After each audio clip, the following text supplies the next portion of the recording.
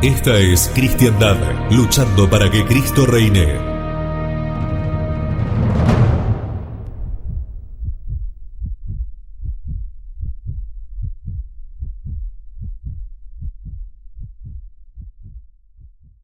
En el nombre del Padre, y del Hijo, y del Espíritu Santo. Amén. Este domingo entonces, 25 de Pentecostés, pero que se toman las lecturas del quinto de Epifanía, trae la famosa parábola de la cizaña, parábola del trigo, del grano bueno, que un enemigo sembró sobre él la cizaña. Esa parábola es una de las más misteriosas y de las más instructivas del Evangelio. Unos versículos más abajo de lo que traen nuestros misales, San Mateo nos dice que Jesús despidió a la multitud y se fue a casa. Y se le acercaron sus discípulos diciendo: explícanos la parábola de la cizaña del campo. Afortunadamente para nosotros, los apóstoles pidieron y obtuvieron una explanación y un esclarecimiento, y de ese modo tenemos directamente de nuestro Señor la interpretación genuina e incontestable de esta parábola. No la traen esa explicación nuestros misales, pero sí está en el Evangelio. Y les leo entonces la explicación de nuestro Señor. Él respondió de este modo: el que siembra la buena semilla es el Hijo del Hombre. El campo es el mundo. La buena semilla son los hijos del reino. La cizaña son los hijos del maligno. El enemigo que la sembró es el diablo. La siega es el fin del mundo. Y los segadores son los ángeles. De la misma manera, pues, que se recoge la cizaña y se la quema en el fuego, así será al fin del mundo. El Hijo del Hombre enviará a sus ángeles, que recogerán de su reino todos los escándalos y a los obradores de iniquidad, y los arrojarán en el horno de fuego. Allí será el llanto y el rechinar de dientes. Entonces los justos brillarán como el sol en el reino de su Padre. El que tenga oídos, que oiga. Y tal es la interpretación que nos da nuestro Señor Jesucristo de su parábola de la cizaña, la cual, insisto, es misteriosa, pero al mismo tiempo es muy reconfortante y nos explica todo lo que pasa, no solamente hoy por hoy, sino lo que ha pasado a lo largo de la historia de la Iglesia, y sobre todo, especialmente, lo que pasa hoy y lo que debe pasar todavía. Adoremos esa palabra divina y meditémosla muy cuidadosamente. Y hagamos una aplicación práctica a nuestros días, teniendo como perspectiva los 20 siglos que han pasado desde que nuestro Señor pronunciara esa parábola y diera esa explicación. ¿Cómo se verifica hoy esta parábola? ¿En qué punto concreto nos encontramos de esta mezcla perversa de buen trigo y cizaña? ¿Prevalece el trigo? ¿La cizaña está asfixiando casi por completo al buen grano? Son todas preguntas que nos tenemos que formular y tenemos que, en base a ellas, considerar la situación que nos toca vivir. No voy a responder hoy a todas estas preguntas, algunas quedarán para el domingo que viene, Dios mediante, porque es largo el tema. Pero debemos saber que el misterio de la iniquidad está en marcha desde ahora. Desde ahora, 2016, no, esas son palabras de San Pablo. Son palabras de San Pablo. Palabra de Dios, está en la Sagrada Escritura. Entonces, ya desde aquel entonces, el misterio de la iniquidad está en marcha desde ahora. Le escribía San Pablo a la joven cristiandad de Tesalónica hace ya 20 siglos, dando el significado y la aplicación de la parábola de la hierba mala. Decía San Pablo, porque el misterio de la iniquidad ya está actuando. Tan solo con que sea quitado de en medio el que ahora le retiene, entonces se manifestará el impío, a quien el Señor destruirá con el soplo de su boca y aniquilará con la manifestación de su venida. Evidentemente San Pablo hace alusión al anticristo y que aparecerá cuando llegue a su culminación ese misterio de iniquidad que ya estaba actuando en la época de San Pablo. Y la manifestación de ese inicuo será cuando aquel que lo retiene, el famoso catejón, sea removido. Santo Tomás, comentando estas palabras, dice así: el apóstol explica la causa de la demora del anticristo. ¿Qué es lo que lo demora? Lo retiene todavía. El apóstol explica la causa de la demora del anticristo. Y este texto tiene muchas interpretaciones, porque misterio puede estar en nominativo o en acusativo. En el primer caso, si es nominativo, el sentido es este, dice Santo Tomás. Digo que a su tiempo se dará a conocer, porque incluso el misterio, esto es, figuradamente ocultado, ya está obrando en los hipócritas que parecen buenos y en realidad son malos, y están haciendo el oficio del anticristo, mostrando sí apariencia de piedad, pero renunciando a su espíritu.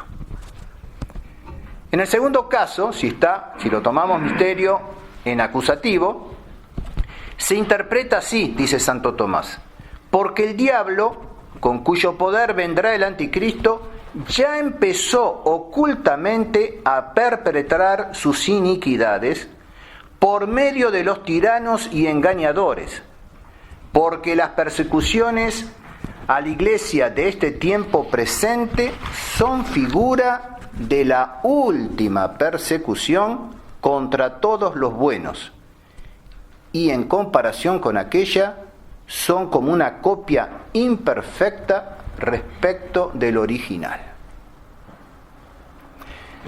Por lo tanto, sea que consideremos el misterio de iniquidad como obrando ya en los hipócritas que están haciendo el oficio del anticristo, sea que atendamos a las persecuciones a la iglesia de este tiempo presente como figura de aquella última persecución, en un caso o en el otro hay motivo de preocupación.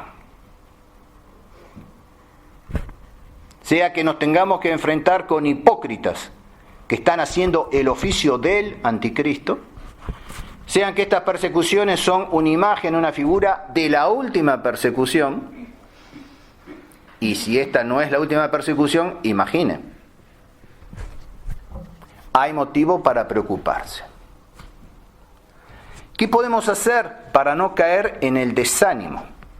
Para permanecer de pie y poder hacer frente a la acción del cizañero, del hombre enemigo que siembra la cizaña. Y debemos meditar los datos que nos proporcionan la Sagrada Escritura y la tradición, así como también las enseñanzas de la teología respecto de la historia de la Iglesia, dejándonos esclarecer y fortalecer por esa luz. Sea la luz divina directamente, Sagrada Escritura, tradición, sea la luz de la teología, sea la luz de los padres de la Iglesia, de los intérpretes de nota, tenemos allí lo suficiente para fortalecernos. Ahora bien, la revelación y la teología suministran datos claros y precisos. Los tenemos allí al alcance. A nosotros de leerlos y de hacer la aplicación, la interpretación. Un primer punto se refiere a las realidades que se encuentran comprometidas, es decir, las sociedades que entran en juego. Primero, la ciudad de Dios, tal como Jesús la había instituido para siempre, santa, inmaculada, invencible, pero destinada a serle configurada por la cruz. Destinada a llevar la cruz todo el tiempo que perdure la peregrinación en este mundo, en esta tierra, pero segura de la victoria. Llevar la cruz con la victoria asegurada. Eso nos lo revela la Sagrada Escritura, nos lo revela la tradición, nos lo confirma la teología.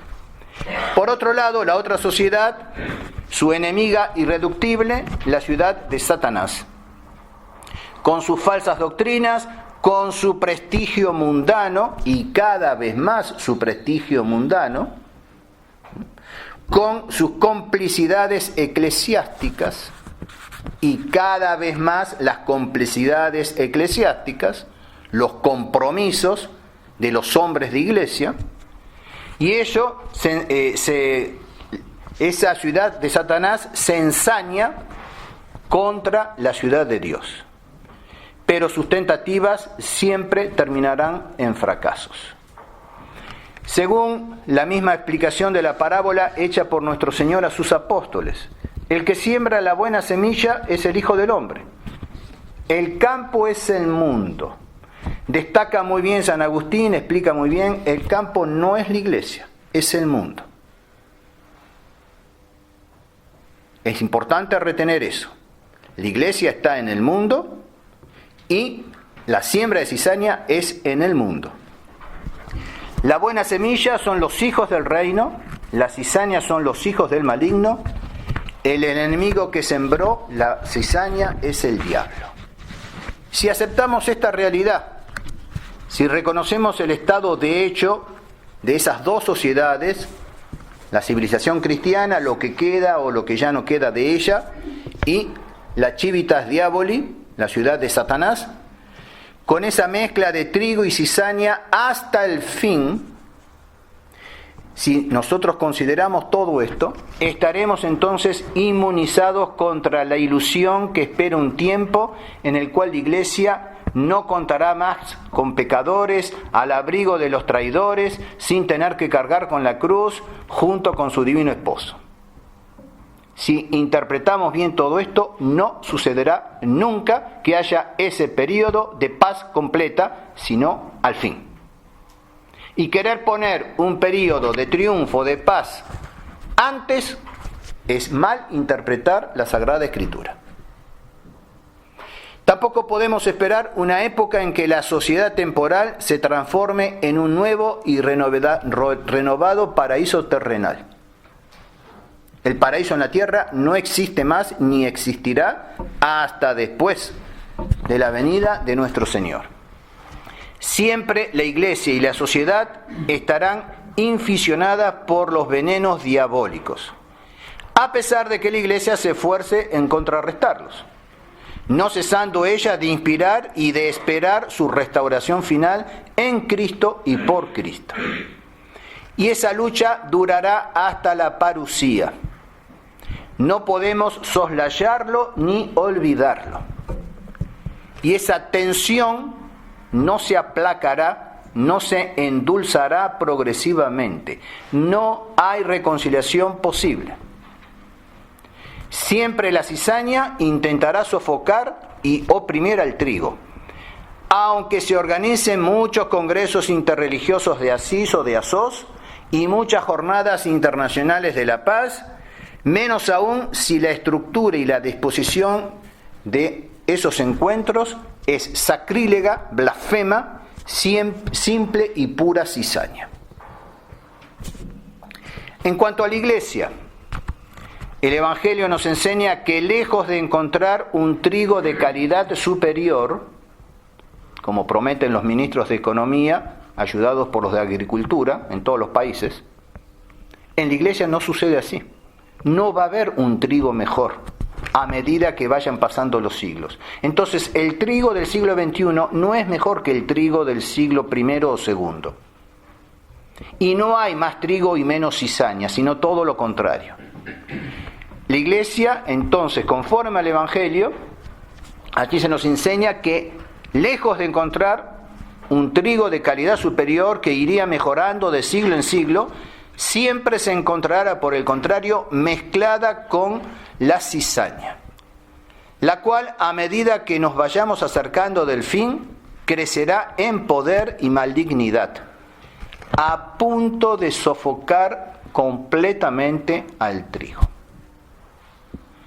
El diablo ataca a la iglesia desde afuera y desde el interior. San Pablo dice peligros de bandidos y de compatriotas, peligro de los paganos y de los falsos hermanos. Palabra de Dios, está en San Pablo. No podemos soslayar eso. La lucha que se lleva a cabo desde afuera consiste especialmente en pervertir a la sociedad temporal para organizar cada vez mejor la contraiglesia. Y la lucha desde el interior radica en la autodestrucción de la iglesia, por un lado, y por otro lado, en las complicidades de los buenos con los malos. Y eso es lo que nos enseñan la revelación y la teología. Lo que la simple experiencia y la observación atenta de la realidad nos muestra. Y si no estuviese en el Evangelio, y tuviésemos, por así decir, nosotros que escribir un Evangelio, bastaría con considerar la realidad y podríamos escribir lo que está en el Evangelio o en las cartas de San Pablo. Y algunos encuentran decepcionante, pesimista, negativa esta prédica. No ha faltado y no faltará quien diga, pero padre, una palabra de consuelo, de ánimo para los jóvenes. ¿Qué queda para los jóvenes si escuchan todo esto? Y yo lo lamento, pero no puedo traicionar lo que dice el Evangelio, lo que dicen las cartas de San Pablo y de San Pedro y de Santiago y el Apocalipsis de San Juan. Nosotros sabemos que incluso en ese periodo en que todo se fundirá ante el avance irresistible de las fuerzas del mal, hemos de recordar que el Señor está presente a pesar de las apariencias. Tal vez durmiendo, como nos lo dice el Evangelio del domingo pasado, cuarto de Epifanía, que se tenía que haber leído como último Evangelio. En medio de la borrasca, en la barca, nuestro Señor dormía. Y puede ser que en medio de la borrasca nuestro Señor duerma, pero está en la barca, está presente. Lo que Él nos pide es que permanezcamos unidos a Él, hacer todo lo posible para ayudar a la perseverancia de nuestros compañeros de lucha y de infortunio. Esa actitud, ese estado de alma, es posible. Ese espíritu, si la palabra no estuviese bastardeada, y la voy a usar igual aunque esté bastardeada, y la tenemos que interpretar y no permitir que el enemigo nos robe las palabras, esa mística, si tenemos en cuenta que la historia dura propter electos, es posible. Ese estado de alma, ese estado de espíritu, esa mística es posible si tenemos en cuenta que la historia de la humanidad dura propter electos, es decir, en favor y por los elegidos. Si la consideramos en relación a Jesucristo y a la eternidad, y no en primer lugar en relación a este mundo.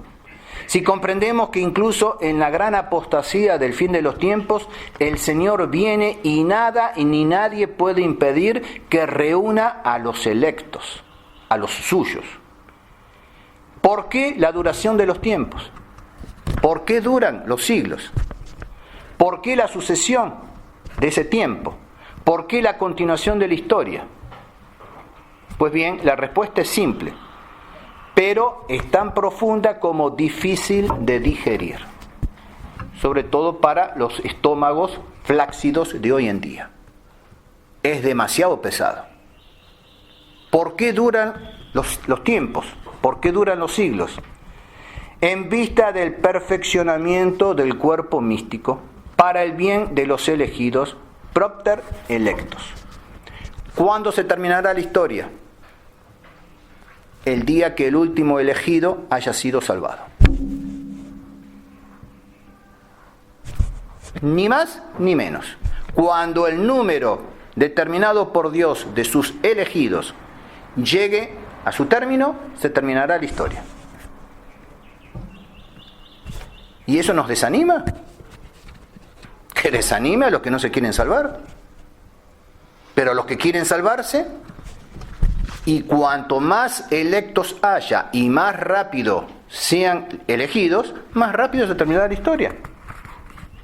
¿O acaso vamos a ser como esas viejas que están en el tren y cuando están llegando a la estación, uy, qué lástima, se termina el viaje? ¿Pero usted tomó el tren para llegar a término o para estar arriba del tren, señora? No, yo quiero llegar a término. Bueno, ya llegó, bájese, esté contenta, llegó a su término. Ay, pero era tan lindo el tren. Menos mal que los trenes ahora no son lindos, entonces nos hacen pensar más en el término. Y sin embargo, a pesar de que el tren no es lindo, no pensamos en el término. ¿Hasta cuándo? Hasta el día deseado en que, ante la fidelidad de la Iglesia, consumida en las tribulaciones del fin de los tiempos, el Señor encierre al demonio, a sus secuaces, en el lago de fuego de azufre y recoja el trigo en su granero. Entonces preparémonos si nos toca vivir ese momento. Va a ser magnífico ver a los ángeles recoger primero la cizaña, quemarla. ¿Quién soy yo para juzgarlos? Quemarla. Y luego los ángeles recogiendo el trigo, los electos, para guardarlos en el granero del cielo. ¿A quién puede desanimar esto? A los cizañeros, a la cizaña, al demonio, al que invirtió todo su dinero en transportar cizaña y vender cizaña y hacer pan de cizaña. Pero al buen grano le desanima esto. Al contrario, cuanto antes, por favor, corten la cizaña y congréguennos en el granero. Ay, pero se estaba tan lindo en el campo. Sí, al lado de la cizaña. Pero se estaba tan lindo en el campo. Entonces, ¿a quién puede desanimar esto? No tienen fe. Están bastardeando las Sagradas Escrituras. Están profanando el mensaje de nuestro Señor. Y por eso dicen que predicar la verdad desanima. Y así estamos en esta actualidad. La finalidad suprema de la historia, a la cual todo le está subordinado, todo está subordinado a esa suprema finalidad de la historia, no es temporal sino eterna. Es la manifestación a través de la Iglesia de la gloria de Cristo y del poder de la cruz sobre todos sus fieles. Esa es la finalidad de la historia. Y es por un designio de amor que el Señor quiere que su esposa, la Iglesia, esté configurada con Él en su pasión. Que pase en cierta medida por la experiencia de las tinieblas y de la agonía del huerto de Getsemaní. Y la Iglesia estará hasta el fin de los tiempos en agonía, llevando la cruz con nuestro Señor. Y si el Señor quiso para su esposa, al fin de los tiempos, una experiencia más profunda de esta agonía, conforme al dejar hacer hasta el fin, como dijo Él en el Jardín de los Olivos. Algunos de los apóstoles quisieron intervenir para impedir que nuestro Señor fuese apresado. Y Él dijo: dejad hacer hasta el fin. Debo ir a la cruz. Pues bien, para su Iglesia también pronuncia Él: dejad hacer hasta el fin. Y entonces, si nuestro Señor quiso eso, es porque también quiere dar prueba a su Iglesia de las profundidades, de la eficacia de su poder y de la intensidad de su caridad. La Iglesia no deja de compartir la pasión de su esposo. La Iglesia no deja de compartir la victoria de su esposo. Entonces, si consideramos cualquiera de las dos partes de la medalla, solamente una, sin la otra, o caemos en un optimismo tonto, compartimos la victoria de la Iglesia. Si consideramos solamente la pasión, caemos en un pesimismo diabólico. Tenemos que considerar la medalla de los dos lados. Compartimos la pasión de la Iglesia, llevamos la cruz con nuestro Señor, pero la victoria está asegurada. El día del regreso del Señor está cerca. Después de ese día, el diablo no tendrá más la manera de acechar el talón de las murallas de la ciudad, acechar el talón de los hijos de la Inmaculada. Cristo obtuvo la victoria por la cruz, en unión con la Iglesia, y ella es custodiada en oración junto a la Virgen Inmaculada. Y en sus luchas, a lo largo de todos los siglos, y así será también la última lucha, la Santa Iglesia no cesa de ser asistida por la Santísima Virgen. Desde el momento de su Inmaculada Concepción, ella ha aplastado, aplasta y aplastará la cabeza del dragón infernal. A pesar de que en ciertas imágenes de la Virgen de la Fraternidad no la ponen aplastando a la serpiente. Sabrán ellos por qué. Sabrán ellos por qué. Pero la serpiente está, pero Nuestra Señora no la está aplastando. Sabrán ellos por qué. Pero la teología nos enseña, la revelación nos enseña que ella aplastó, aplasta y aplastará la cabeza del dragón infernal. Y además de los mensajes que nos ha dado en Rue de Bac, en Lourdes, Fátima, además todos esos mensajes se reducen en una sola cosa: reactualizar el mensaje inmutable del Evangelio en las luchas de nuestro tiempo. Reactualizar todos esos datos de la revelación y aplicarlos a nuestro tiempo. Si en lugar de soñar con restauraciones o en triunfos temporales de la Iglesia, escuchásemos con plena docilidad las solicitudes de la Virgen Santísima, seríamos mucho más fuertes para aplastar con ella la cabeza de la serpiente. Nosotros creemos y confiamos en que la Virgen Inmaculada, Reina de los mártires, nos rodea con una ternura tanto más fuerte, tanto más atenta, cuanto más y más seamos hostigados por el que siembra la cizaña. La Virgen del Huerto y la Virgen del Calvario es la misma que la de las grandes visitas milagrosas a nuestra tierra miserable. Como decía Pío XII, ella es la Virgen victoriosa de todas las batallas de Dios. Y entonces eso nos tiene que animar.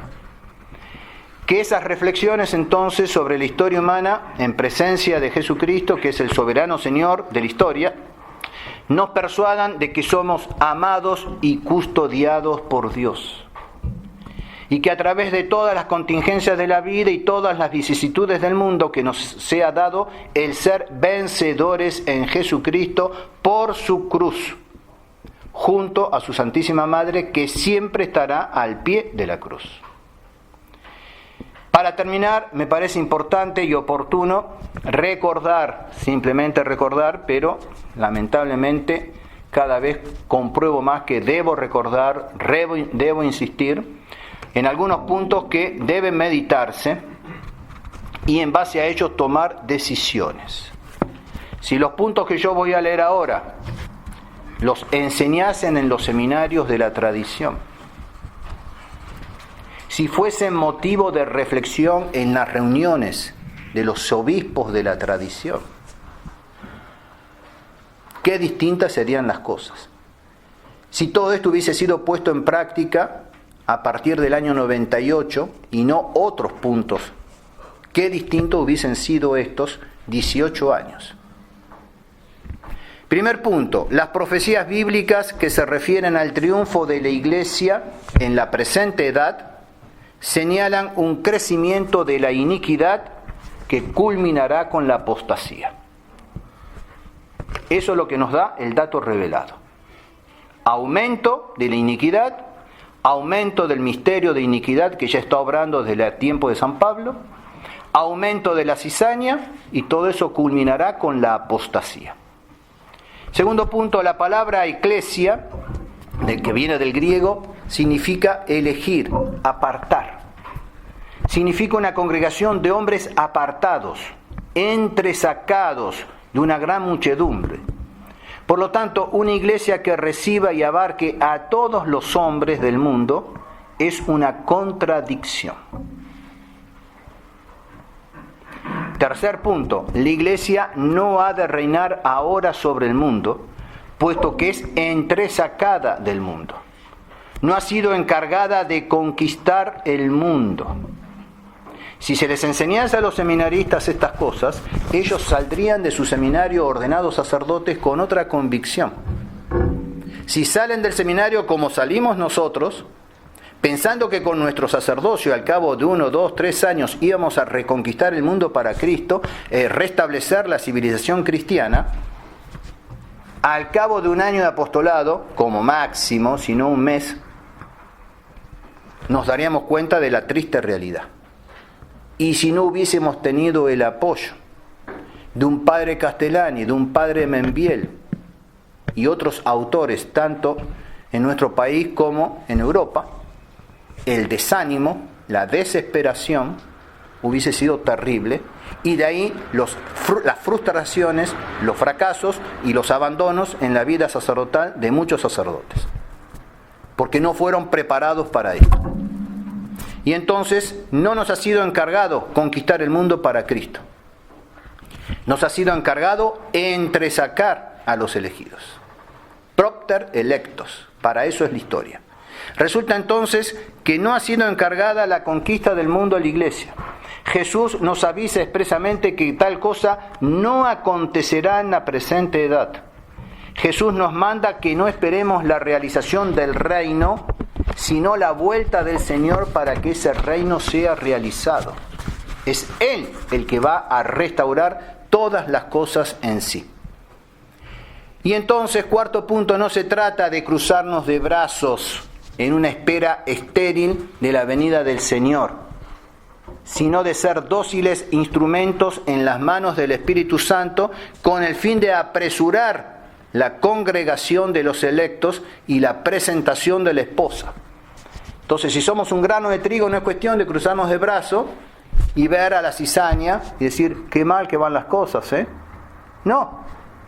Tratar de entresacar a los electos, de congregarlos a los electos y de poder presentarlos a nuestro Señor cuando nuestro Señor venga. Querer redimir el mundo, convertir a la cizaña, querer fundar en la presente edad el reino espiritual que abarque a todas las naciones es usurpar lo que está dispuesto para Jesucristo. Es usurpar el lugar de nuestro Señor. Y por supuesto, eso está predestinado al fracaso absoluto. El quinto punto, la enseñanza que se debe sacar de la parábola de la cizaña es que la pequeña grey de verdaderos fieles, el grano bueno, ha de estar mortificada, acrisolada por la continua y creciente infiltración de los hijos del maligno entre la colectividad cristiana. Sexto punto, terminantemente se nos enseña no solo que el mundo no mejorará poco a poco. Por supuesto, yo no puedo ser político. Yo no puedo presentarme a elecciones. Imagínense en la plataforma política, el mundo no va a mejorar, señores. No habrá cambio. Pero no me vota ni mi abuelita. Ahora, como no soy político, a duras penas sé algo de teología, no puedo enseñar otra cosa que lo que enseña la revelación y la teología. Y entonces, terminantemente, se nos enseña que el mundo no mejorará poco a poco, sino todo lo contrario. Irá obrando el misterio de iniquidad en el seno de la cristiandad. El misterio de iniquidad va en aumento. Presenciamos tiempos peligrosos y vendrán tiempos aún más peligrosos. Séptimo punto, en la presente edad no será la iglesia mediante un triunfo del espíritu del evangelio, sino Satanás mediante un triunfo del espíritu de apostasía, el que ha de llegar a un reino que abarque a todas las naciones.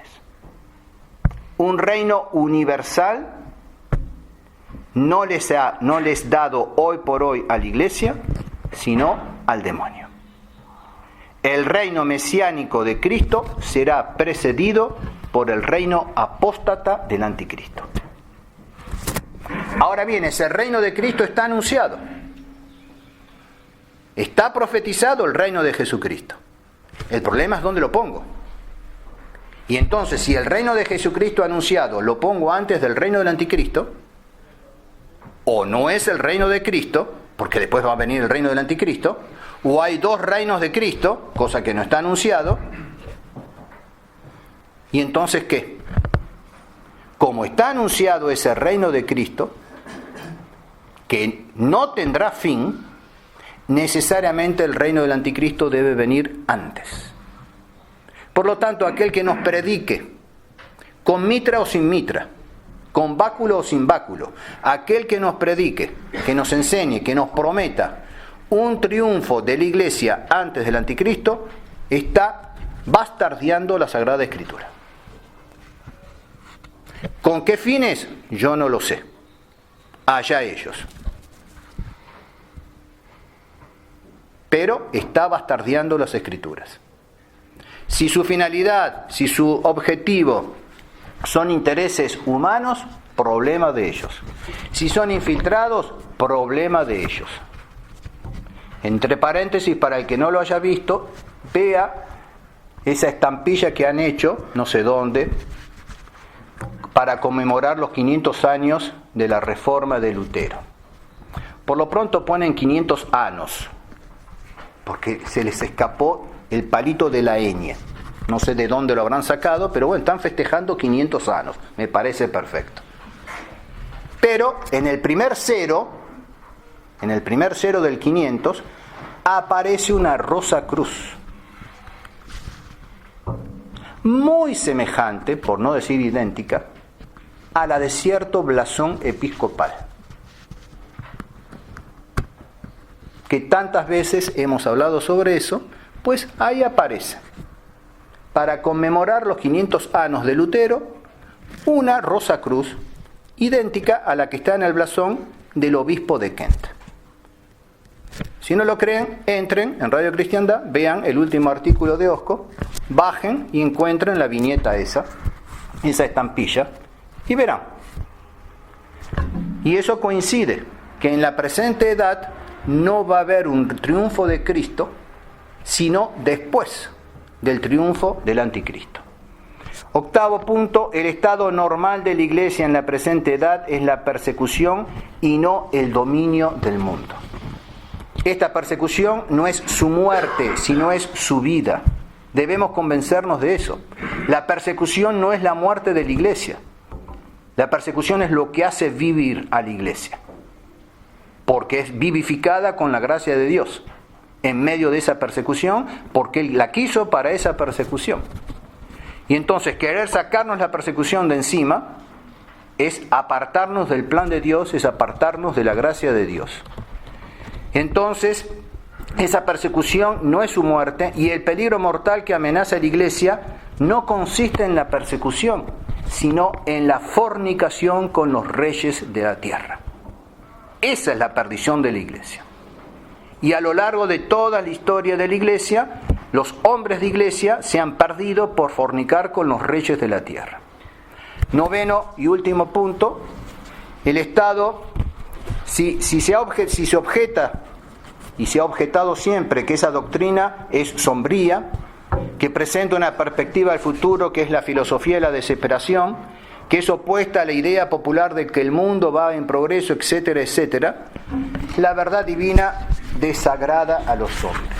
Así como desagradó a los hombres en la época de Noé, y sin embargo el diluvio vino, así como desagradó a los hombres en la época del exilio de Babilonia, y contra la prédica de Isaías y la prédica de Jeremías sobre todo, vino la deportación a Babilonia, también hoy la Sagrada Escritura, la tradición, la teología desagradan al católico de cartelito.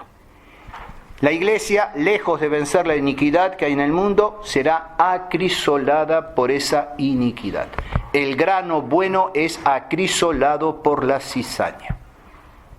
Pero Padre, cada día está peor la cizaña, está más alta, ya nos asfixia.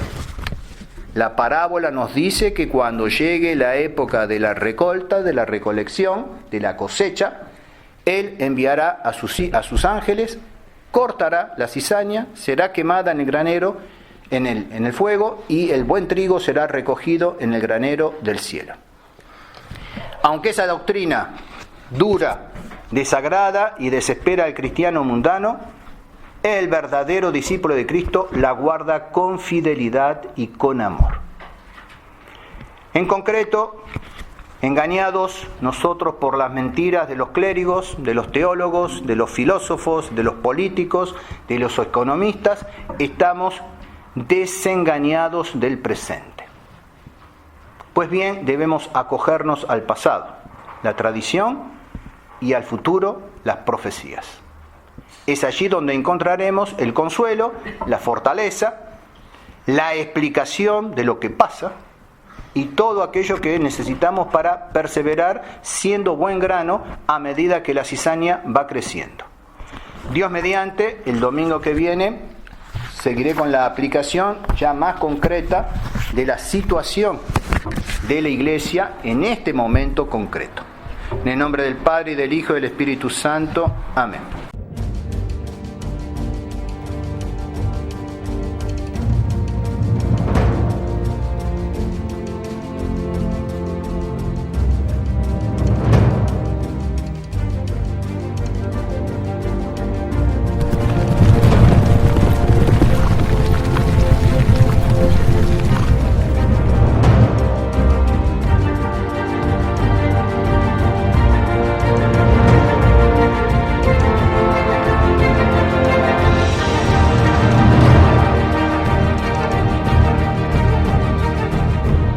Esta es Cristiandad, luchando para que Cristo reine.